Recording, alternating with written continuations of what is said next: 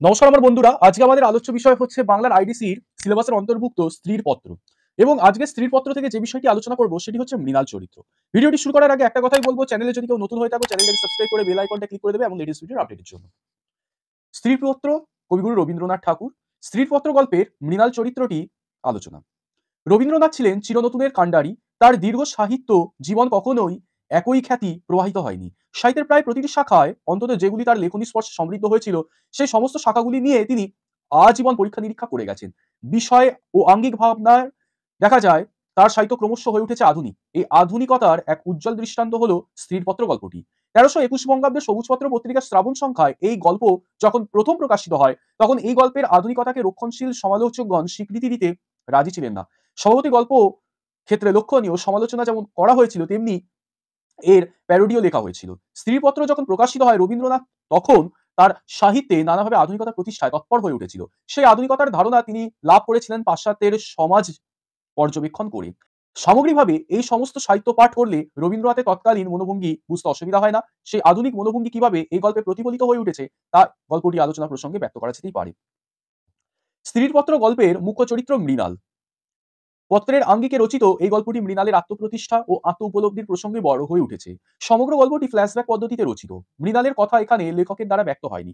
চরিত্রটি তার সমস্ত অভিযোগ, মনের অসহনীয় যন্ত্রণা, ক্ষোভ, নিজে আমরা লক্ষ্য করি যে ক্ষোভ তার নিজের কথাতেই প্রকাশ পেয়েছে বলে অভিঘাত তার পাঠকের কাছে অত্যন্ত পরিমাণে বা অনেক পরিমাণে গভীর হয়ে উঠেছে। মৃণালের প্রথম পরিচয় সে ২৭ নম্বর মাখন বড়াল লেনের পরিবারের মেজবউ। মেজবউ এর রূপের অভাব পূরণের জন্যই তাকে এই সংসারের বধূরূপে স্বীকৃতি দেওয়া হয়েছিল। কিন্তু এই বধূটি কেবল রূপবতী ছিলেন না, ছিল বুদ্ধিমতীও। তার রূপকে সংসারের পুরুষরা অল্পদিনের মধ্যে ভুলে গেলেও তার বুদ্ধির ধারকে উপেক্ষা করতে পারেনি। মেয়েদের বুদ্ধির ধার তৎকালীন পুরুষতান্ত্রিক সমাজের চোখে বিবেচিত হতো না। সুতরাং মেজবউ মৃণালকেও মেয়ে জ্যাঠা বলে গালাগাল শুনতে হয়েছিল। রূপ ও বুদ্ধির পাশাপাশি মৃণালের তৃতীয় গুণ ছিল তার কল্পনা শক্তি। সে বহুদিন ধরে লুকিয়ে লুকিয়ে কবিতা লিখত। যদিও মৃণালের চিঠি পড়ে বোঝা যায় তার স্বামী স্ত্রীর এই সূক্ষ্ম রুচি, মুক্ত চিন্তা, উন্নত কল্পনা শক্তি ও আবেগ সম্পর্কে সম্পূর্ণ উদাসীনই ছিল। স্ত্রীকে পরিপূর্ণভাবে জানার আগ্রহ তার মধ্যে কোনোদিনই দেখা যায়নি। ফলে মৃণাল বাধা হয়েছিল বিশেষত্ব ও স্বাতন্ত্র্যের দিক থেকে আমরা দেখতে পারি সম্পূর্ণভাবে উপেক্ষণীয় হয়ে উঠেছিল। গুণ ও প্রতিভায় যে নারী এগিয়ে, নিজের সম্পর্কে যে নারী বিশেষভাবে সচেতন, পুরুষদের প্রশ্নের মুখে দাঁড় করিয়ে নিজের চারিত্রিক বিভাকে প্রকাশ করতে তৎপর হয়, সেটিতে অস্বাভাবিকতা বলে কিচ্ছু নেই। আলোচ্য গল্পে মৃণাল ঠিকই সেই কাজটাই করেছে নিজের লেখা চিঠির মধ্য দিয়ে। অবশ্যই তার এই বিদ্রোহী মানসিকতা প্রকাশের ক্ষেত্রে ভূমিকা পালন করেছে বিন্দু। বিন্দুর জীবনীর লক্ষণীয় যে বিন্দুর জীবনই তার জীবন ভাবনাকে পূর্ণতা দিয়েছে। রূপহীন ১৪ বছরের কালো মেয়েটি যেদিন বাধ্য হয়ে আশ্রয় নিয়েছিল ২৭ নম্বর মাখন বড়াল লেনের বাড়িতে, সেদিন তার সহোদর দিদিও তার মাথার ছাতা হয়ে উঠতে পারেনি। কিন্তু রক্ষণশীল পরিবারে অনেক কটাক্ষ ও সমালোচনা সহ্য করেও সেদিন মৃণালই হয়ে উঠেছিল তার আশ্রয়। মৃণাল যেমন বিন্দুকে ভালোবেসেছিল, তেমনি বিন্দুও মৃণালকে ভরে তুলেছিল ভালোবাসায়। হয়তো বিন্দু নিজে সুন্দরী ছিল না বলেই সে মৃণালের রূপসুধা দু চোখ দিয়ে পান করত ও ভালোবাসত। অর্থাৎ তার রূপসুধা, অর্থাৎ মৃণালের যে রূপসুধা সেটা দুচোখ দিয়ে পালন করত, ভালোবাসত। যে রূপের কদর তার স্বামীর কাছে বহুদিন আগেই নষ্ট হয়ে গিয়েছিল, সেই রূপকে পুনরায় সেই রূপকে পুনরায় স্বীকৃতি দিয়েছিল মৃণাল। মৃণালকে বধূ জীবনের সীমাবদ্ধতা থেকে মুক্তি দিতে পারত যে সন্তান, সেই সন্তানের আকস্মিক মৃত্যু তার জীবনের সেই মুক্তি পথটুকুকেও রুদ্ধ করে দিয়েছিল। মৃণালের সাহচর্য ভালোবাসায় বিন্দুর আসনটি যখন পরিবারে পোক্ত হয়ে উঠতে শুরু করেছে, তখনই পরিবারের পুরুষরা বিন্দুকে সংসার থেকে বিদায় দেওয়ার জন্য অন্য পন্থার আশ্রয় নিয়েছিল। তার বিয়ের বন্দোবস্ত করা হলো। যদিও এই বিয়ের বিরুদ্ধে মৃণালের কিছু বলার সাহস হয়নি, কারণ তার অর্থনৈতিক স্বাধীনতা ছিল না। পরবর্তী সময় বিন্দুর বিয়ে হলেও বিন্দুর জীবন সুখের হয়নি। বিয়ের পর জানা গেল তার স্বামী পাগল।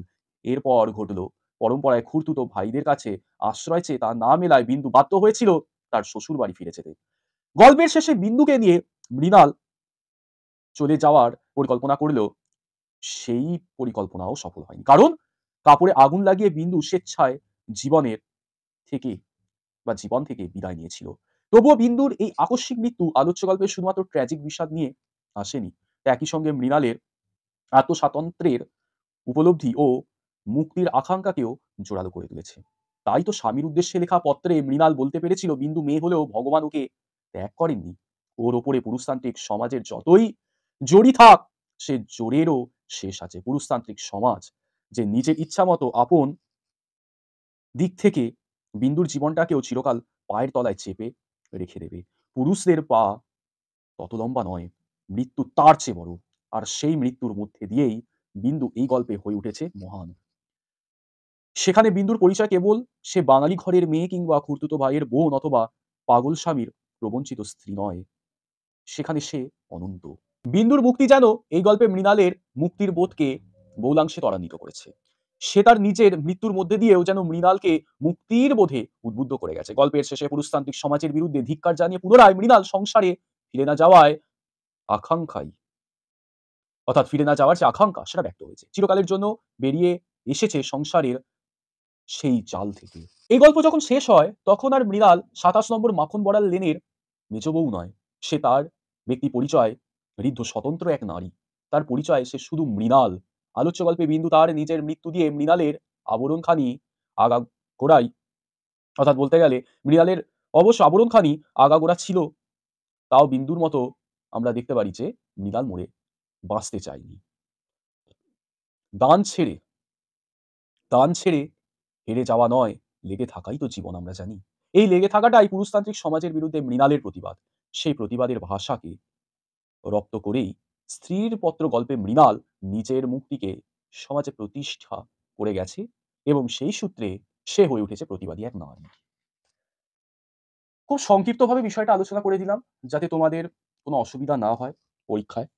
আর দ্বিতীয় কথা আমি যেটা বারংবার বলি, আগেও বলেছি এখনো বলব, যে ভালো করে তোমাদের যে গ্রন্থ সেটা পড়ে নিতে।